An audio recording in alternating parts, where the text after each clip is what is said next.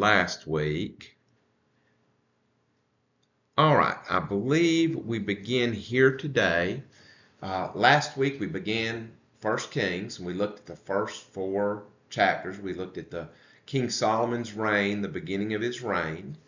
King Solomon at the beginning of his reign said many good things, did many good things, but there were always little hints that maybe there were problems. And we'll see as we go on through the problems develop with King Solomon.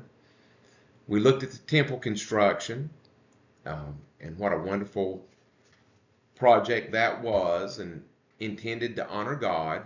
Now we are up to 1 Kings chapter 9 and 10, looking at the covenant God makes with Solomon. In chapter 9, God says, as part of this covenant, he warns, but if your descendants, talking to Solomon, abandon me and disobey my commandments, and if you serve other gods, I will uproot Israel from this land. So to kind of give you a timeline, this is around, I would say, 930, maybe in the 920s, could be 915 BC. The nation will split after Solomon into the northern kingdom of Israel, southern kingdom of Judah. The northern kingdom of Israel will go into Assyrian captivity in 722, so about 200 years it will last, and then they will be taken into captivity. They were more apostate. There were no good and righteous kings that ruled over Israel once they split. Then it goes about another 150 years after that in Judah. Judah survives and is taken into captivity in 586 BC.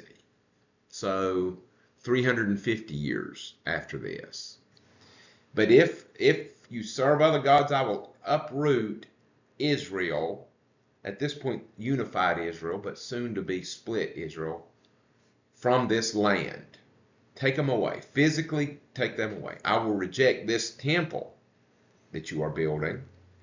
Though it is impressive now, all who pass by one day will be appalled and will gasp in horror and ask, why did Yahweh do such terrible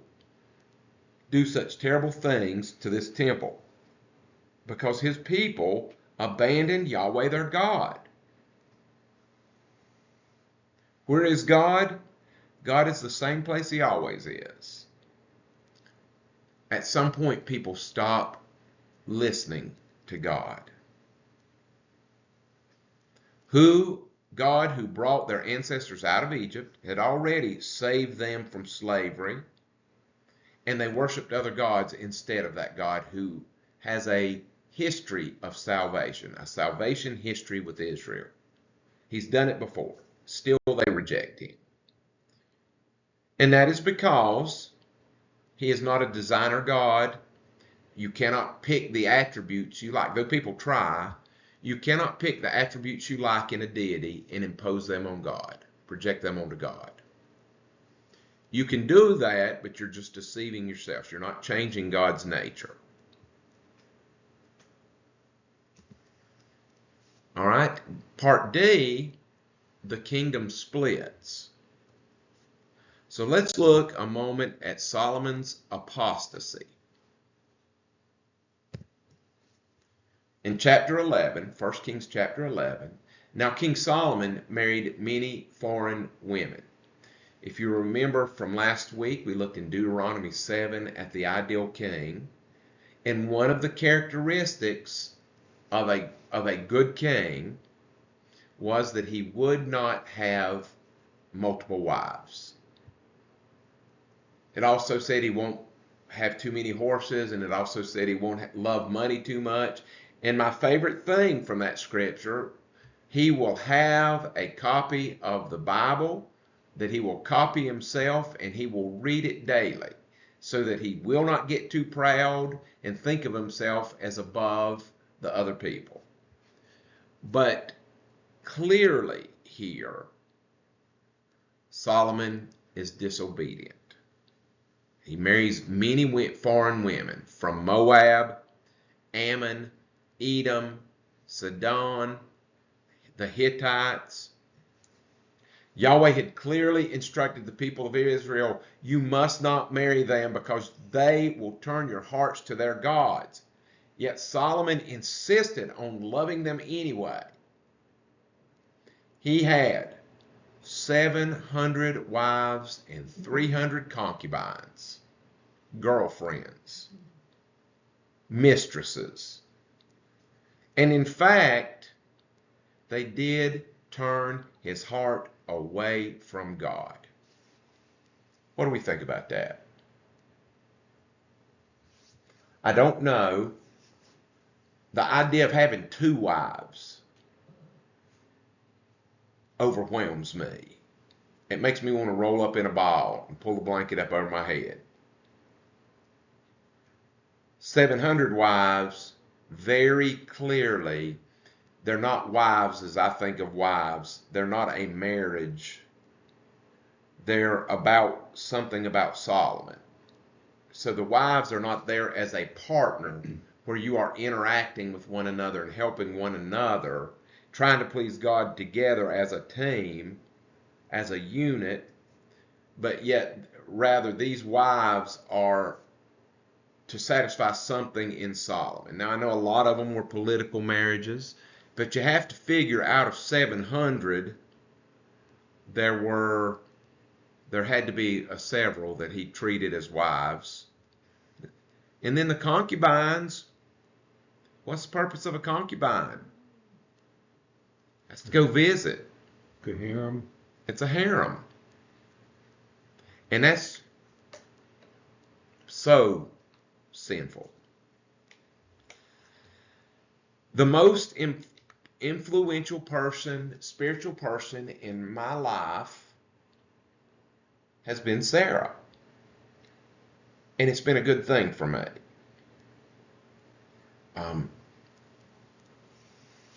I don't want people to know how rough I was when Sarah met me. I don't want people to know how patient she has been with me, and sometimes impatient with me when I was full of mess. But she has been accountability for me, spiritual accountability, when I am talking out of both sides of my mouth, when I'm being two-faced, when I'm saying I believe one thing, but then acting in a way that says I believe something else. She has let me know. And it has been good for me. I used to, when I was young, I was independent thinking. I did not want anybody to tell me what to think. I wanted to think for myself. I didn't want anybody to tell me how I ought to act. I wanted to act based on what I thought was right.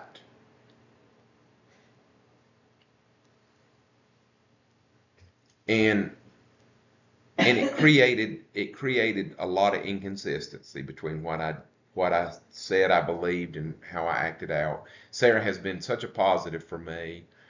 And all that to say that wives and husbands are extremely influential spiritually. He married women from so many different cultures who had some of his wives I'm sure could care less about their gods. But some of them were strong believers and they were persuasive. And they enticed him away from God. Solomon is a failure. Solomon is a bad king. Solomon has a legacy. All the trouble of the monarchies is in part due to Solomon.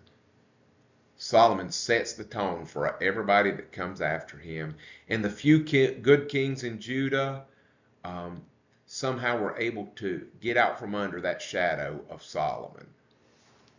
Our actions, none of us live in a vacuum. Our actions and our choices affect the people around us. And so Solomon said, I'm going to have a bunch of wives for my purposes.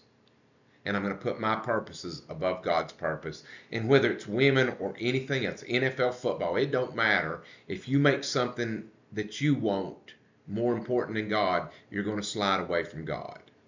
And when you're the king, you're going to take the people with you. I don't know if I was forced, and I can't know such a thing, but if I was forced to decide if I think we will see Solomon in heaven, I would say I don't think we will. I don't think we'll see him. We'll see David.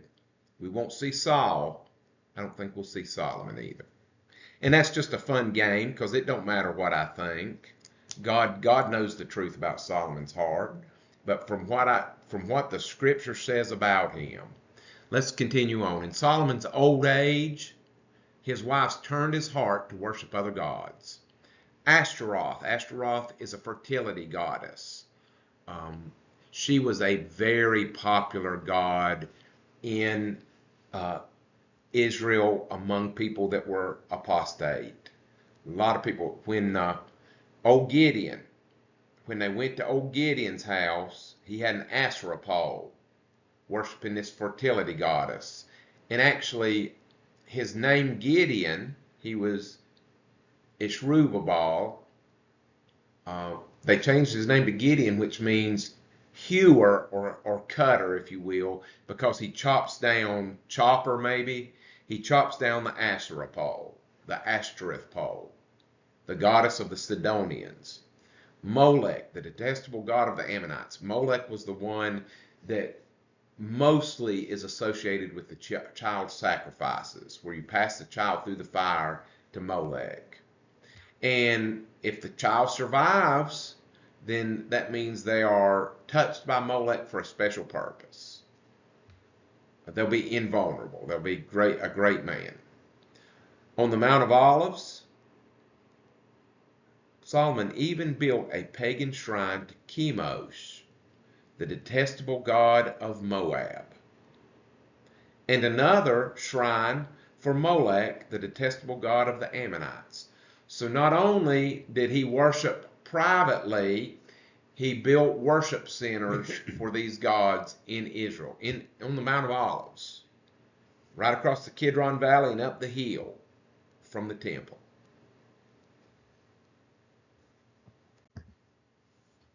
Goes on later in chapter 11.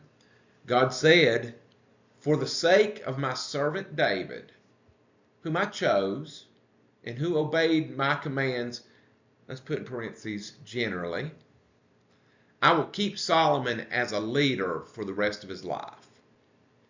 But I will take away the kingdom from his son, and give 10 of the tribes to Jeroboam." Now Jeroboam had been the construction foreman for Solomon. And he criticized Solomon, and so he was sent into exile. He lived in Egypt for years. After Solomon dies, he shows back up in Israel. When the 10 tribes split off, they elect Jeroboam king.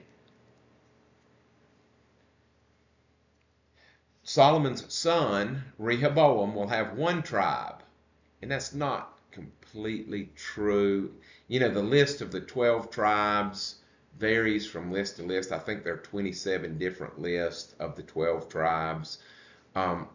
Benjamin is generally included with Judah. You know, we know that Saul is a Benjaminite. And the tribe of Simeon was absorbed into Judah. But here it will become the kingdom of Judah, named after the 1 tribe. That's the 1 tribe that they're referring to. Judah will be the named tribe for the southern kingdom. His son will have Judah, so that the descendants of David will continue to reign in Judah, shining like a lamp in Jerusalem, the city I have chosen to be the place for my name. This is an ancient way they thought of deity more so in the ancient as local, and so there is often a great association between a deity and a location in the ancient world. And so it is not odd for him to say, I put my name on this city. This is the city of David. This is the city of Yahweh. So that was Solomon's apostasy. So after Solomon comes Rehoboam, and then the kings come, the monarchy themselves comes, and there's just a list, and it's rather exhausting to go down the list of kings in 1 Kings. So-and-so was the son of so-and-so, and he did evil in the eyes of Yahweh, just like his father did. And he did this awful thing, and he did this awful thing. And so Solomon had set the course for the kings, the secular kings, to drag the people away from God, from Yahweh. That goes on for about 200 years. And in the northern kingdom, we have wicked Ahab, and he marries a Sidonian. You remember the Ashtaroth of the Sidonians, the fertility goddess.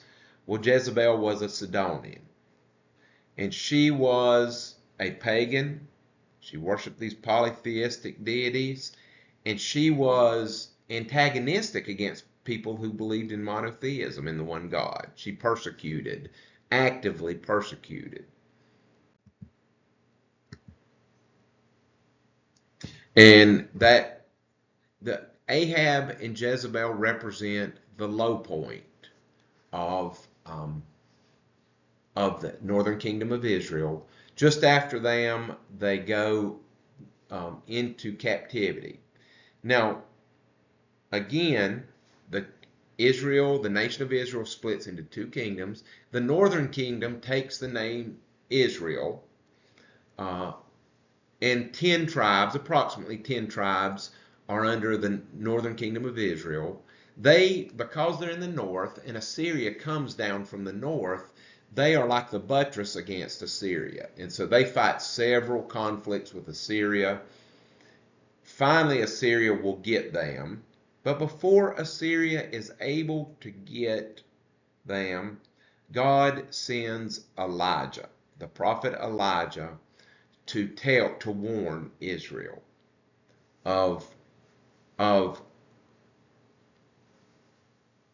to warn Israel that there is going to be a consequence for their turning their back. So that Elijah comes, and Elijah is able to he does a lot of miracles. I would say Elijah does so many miracles that it begins to make me uncomfortable with how many miracles he does. And that's because we live in an age of science, and we don't see miracles as much, or at least we don't call them miracles when we see them as much as Elijah did. But it's very important to understand that in the ancient world, there were kings everywhere. Every city, state, every fortified city in the ancient world had a king to lead it. And all kings held court each day. That means at their meals and as they sit and judged, people would bring legal cases to them and they would make judgments.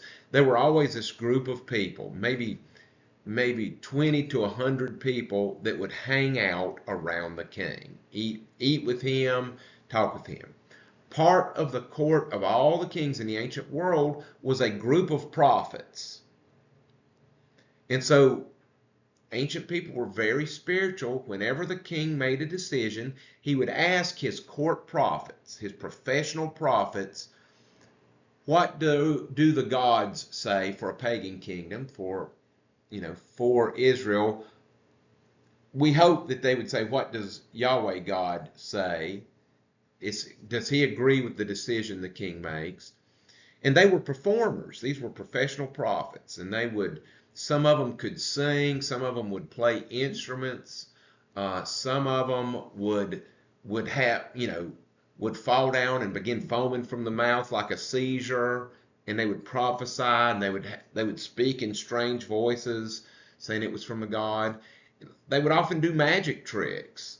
When Moses went down to Egypt, he would throw his rod down, and God would turn it into a snake. Well, then the prophets, or they call them magicians, because the author, wants us to know that they're not from God, they would do a trick and make a stick turn into a snake. And so one of the ways that the author of 1 Kings is assuring us that Elijah was not a performer, he was not somebody that was looking to curry favor with the kings. The author shows Elijah doing these supernatural things. Call down fireballs and things like that. Elisha also.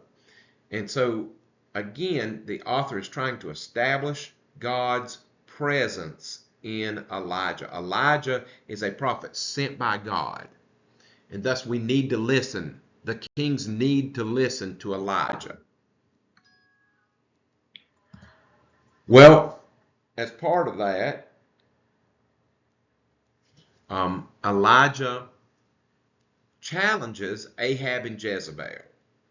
Jezebel, they have all kind of priests and stuff that follow their pagan deities. So we'll pick it up here in 1 Kings 18.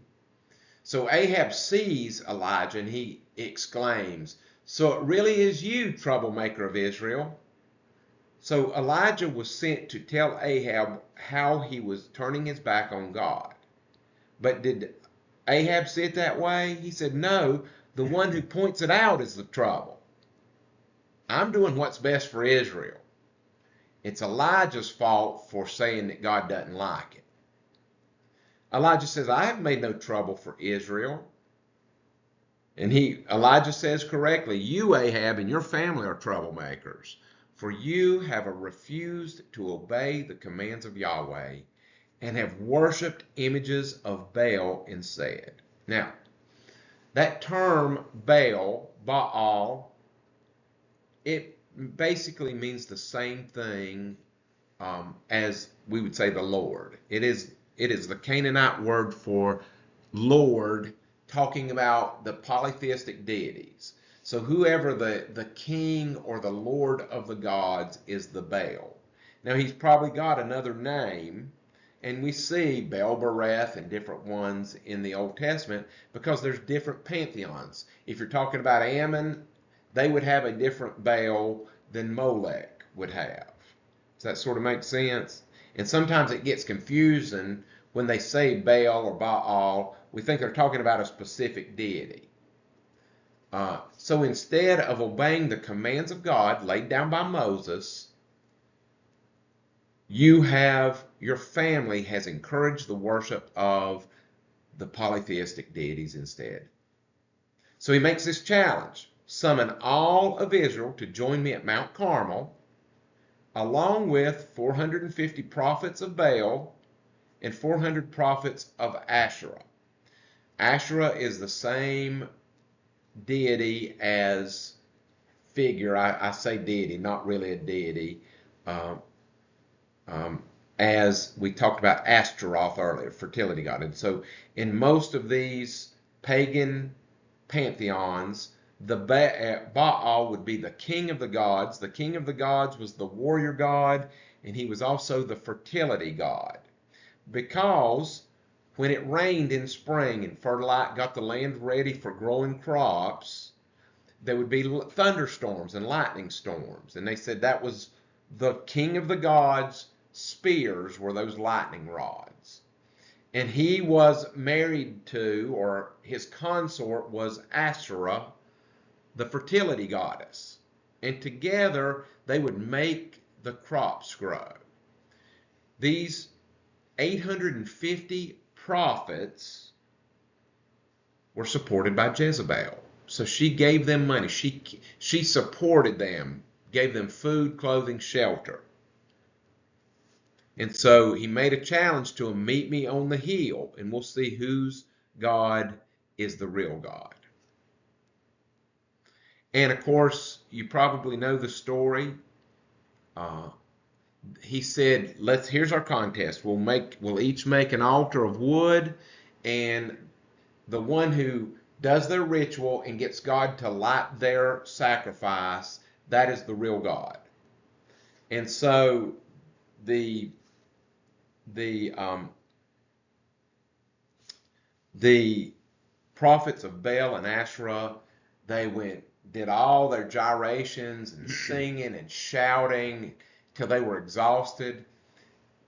Elijah stood over on the other hill and he mocked them, and he said, well, maybe you should go louder. Maybe your God is asleep. Scream louder.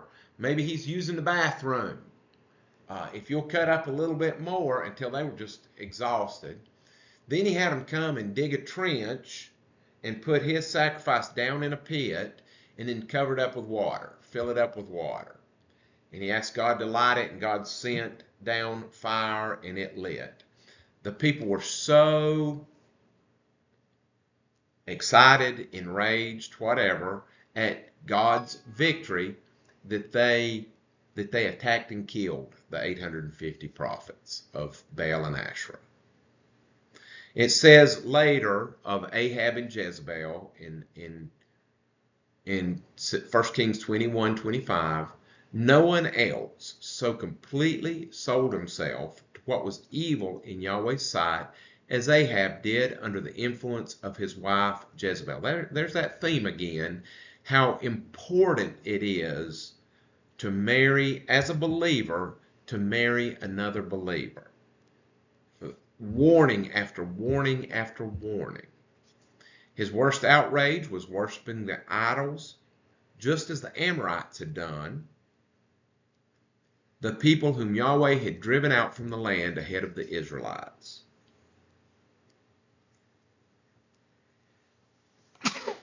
Excuse me. All right, I want to talk just a moment about selectivity. And this is an important thing in understanding the Bible.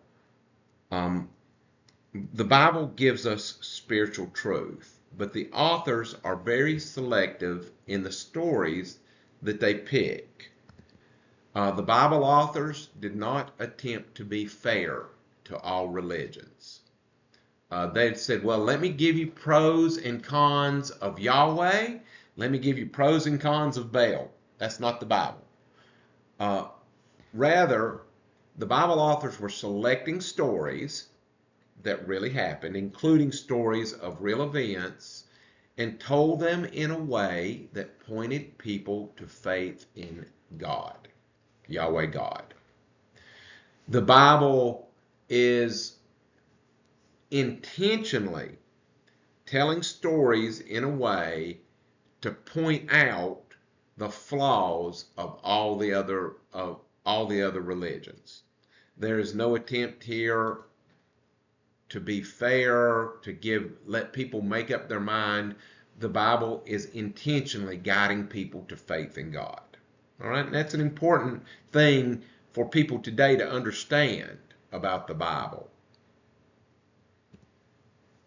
In this way, they hoped to help future generations to avoid the pitfalls that come with what would we say, open-mindedness towards other people's religious systems. Very important in understanding the Bible. Modern people need to understand that that's the program of the Bible. So let's look at the lessons. Kings was probably written to be read by the Jews in Babylonian captivity, the Hebrews that had been taken to Babylon. The book of Judges was a warning about the kings that was not heeded. And so Judges came along to say, don't do it. Samuel warned them, don't do it. they did it anyway. They picked the kings. They demanded to have these secular kings, and it was being read in captivity to see this is why we are in captivity. These are the choices that we made that put us here. We chose a human king over Yahweh as king, a spiritual king. The kings, the monarchy, Israel and Judah, valued worldly power over God's will.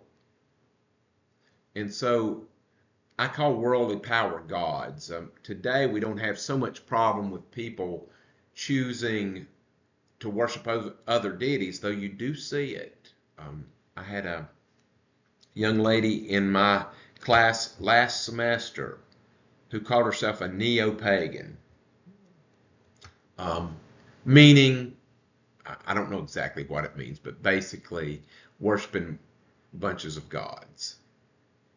I don't know where they get their information, but generally the problem is more just secular thinking, putting all your value, all your eggs in a man-made bucket. The people followed examples set by the kings. They followed, and so when a king turned its back on God, the people tended to follow suit.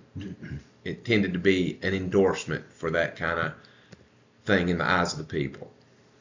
God divided the kingdoms, and after that they had a lot of trouble. It was a downhill proposition after that. Teachings about God in 1 King.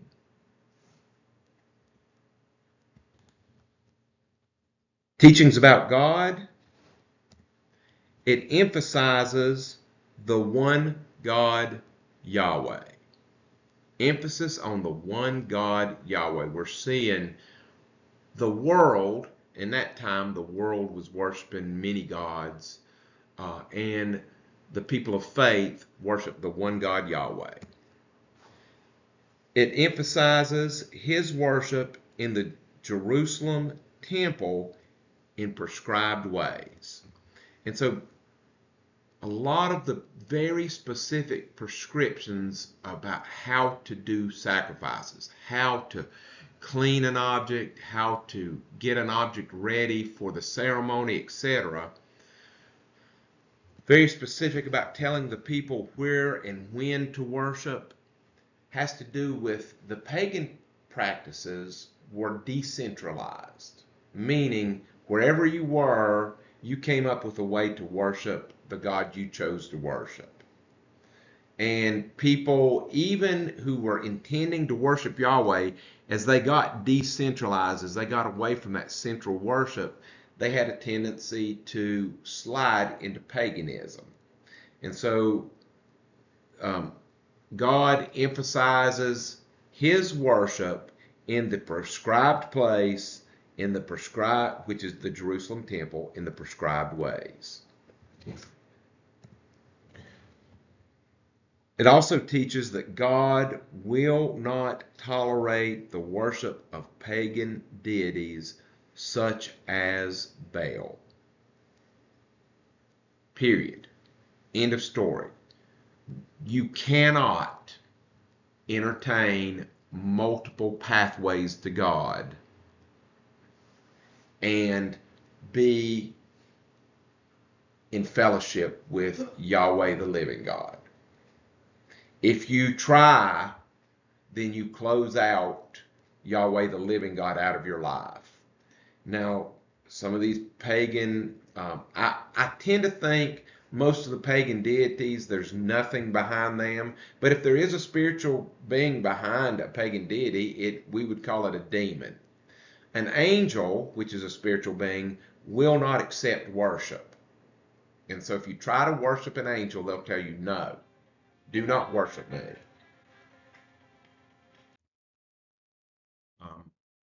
And God will not tolerate. God is passionate for his people. You may even want to use the word jealous. That is, he will not let what is his go. He will not tolerate split worship. God is never envious. God is never wanting that having need of what others get anyway. So do make the difference between jealousy and envy. We'd use them as synonyms. Teachings about humanity in 1 Kings. Humanity is evaluated by how the kings act. This is a very normal thing in the way ancient people taught. Rather than talking about, well, the children of Israel tended to do this and this, we can look and see how they would tell us about how the king acted, and that would tell us about how the humanity acted at that time. What matters most was whether a king did right in the eyes of Yahweh. When it said he did right in the eyes of Yahweh, then that is a good king. When most of the kings, however, unfortunately, it says they did evil in the eyes of Yahweh. In 1 Kings 15:5, for David had done what was pleasing in Yahweh's sight and had obeyed Yahweh's commands throughout his life, except in the affair concerning Uriah the Hittite. A little caveat there. Not even David was perfect. Teachings about salvation. Obedience to God in your heart supersedes conformity to religious practice. We still think that. What is in your heart, what motivates you for God, is more important than what the rest of us see you doing. It's what's on the inside that matters to God, not on the outside. Again, in 1 Samuel 15:22, what is more pleasing to Yahweh, your burnt offerings and sacrifices, or your obedience to his voice? Listen, obedience is better than sacrifice. And submission to God is better than offering the fat of rams. Huge. What you do when nobody is looking matters more to God than what people see you doing at church. Very important. Themes in 1 Kings as we wind down here. Now, the first theme is the temple. The completion of the temple was one of Israel's finest hours. As a human kingdom, it was a high point. It was probably the high point of that Davidic empire, if you will. Another theme is kingship and covenant. After Solomon's death, they struggled. Everything was downhill after this, but kingship and covenant, when Solomon dedicated the temple, that was the high point of the covenant with him. Then we know as Solomon slid away from God, so did Israel. Finally, the rise of the prophets, very important. We don't know what Elijah and Elisha said. It is interesting. They were the first prophets, and the author goes out of his way to let us know they were sent by God, but their message was not for us. Their message was specifically to the kings, and so we don't have a recording of their prophecy, just that they prophesied. Later, Isaiah, Jeremiah, we are told what they said because it matters to us still. But God called Elijah and his successors to call the people back to God. The rise of the prophets. A prophet is not so much in the Bible about telling the future. That's what we tend to associate with it. But prophecy is about telling people that they have turned their back against God. They need to turn it around and come back to God and repent. All right? Well, that is 1 Kings.